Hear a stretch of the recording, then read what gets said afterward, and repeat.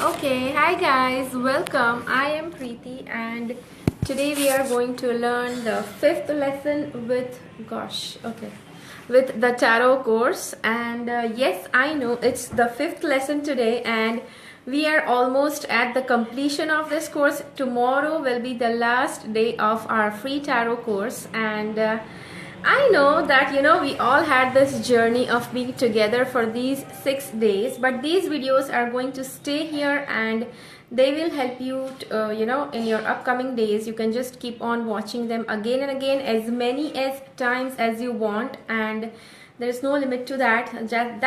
This was the free basic course, but I know how much value you are going to find in this course. So let's see, what are we going to learn in today's course. In today's course we are going to learn about something that we call as spreads. So what are spreads? Tarot spreads?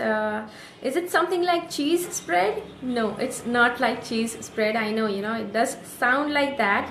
But spreads are something, they are different patterns in which we lay out the tarot cards, and in that way we are going to do a reading with them. So I'm not discussing very hi-fi, very in-depth spreads here, because as I just said that we are just on a basic level, and I have not discussed the depth of each and every card as well. So I am not going to discuss deep spreads.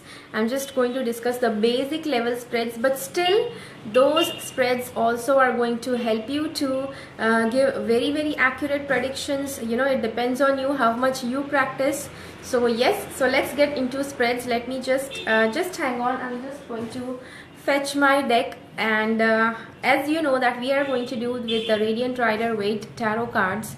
And before we get into spreads, I need to touch one more topic with tarot, and especially with tarot cards, that is shuffling your cards. And shuffling your cards, is it that important topic? Yes, it's important, because a tarot reader always has a set of cards in their hand, and how to handle those cards well, that is what you need to know. So see, these are the set of cards. These are 78 cards, and I do have a couple of decks with me, and these are, I think, the one with US Games Rider-Waite based cards and Radiant Rider-Waite card. These are the two decks that are like most convenient and comfortable to handle. But I know, of course, we have to see what's inside as well, rather than just looking at the size and comfort of holding the cards. So these are the cards that are the most convenient to handle, whereas I do have cards that are this huge, like you can just put two cards, two tarot decks on each other, and they will become the length of that tarot card. So you can just have a tarot deck that is most comfortable for you, and have to shuffle the deck. You might be having a different deck. You might be having the Rider-Waite or Radiant Rider-Waite or any other deck from the US Games. It's totally fine, but whichever deck you have, to shuffle that deck properly is important. Initially I have no idea whether I told you about this or not. Initially I just had a beginner level tarot deck, and it was not even as good as the Rider-Waite deck. The Rider-Waite deck, I considered it as very raw and very like childish sort of thing. I do like Radiant Rider-Waite, but Rider-Waite, I do feel that it's very raw and it's very crude in its form. It could have been better, but yeah, whatever it is, like still I think it's preferred by so many people all around the world. So I would not like to complain or remark anything about that. So that's the reason why Rider-Waite is comfortable, but still I do feel that a lot of people prefer some other deck. People do prefer like I do have Doreen Virtue decks, and they are quite they are wide, and sometimes if people have small hands, it's difficult for them to handle. Usually I am very comfy holding these cards, those cards as well as these cards. So that's the reason why shuffling is important. And why shuffling is important, that I told you that when I was a beginner, I just had a very crude looking deck. It was even, you know, on a very very basic level, very childish sort of deck it was. I don't know who the author or the artist of that deck was. It was not even close to, you know, the see, though Rider Waite deck I call as it's crude, but still, you know, it has the complete information. But that deck, it did not have the complete information, and it was a total, like, you know, it was a total no deck. But still I had no idea what deck to go with, and you know, you guys are lucky I'm sharing this much information.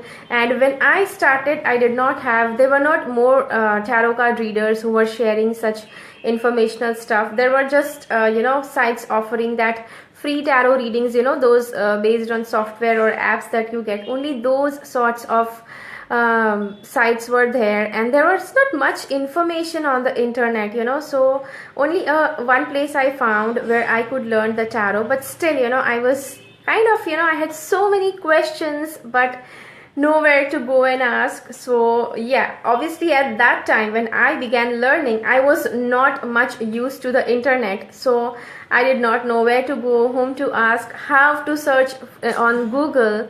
That also I did not know. So you know, that was just keeping me away from the tarot related information.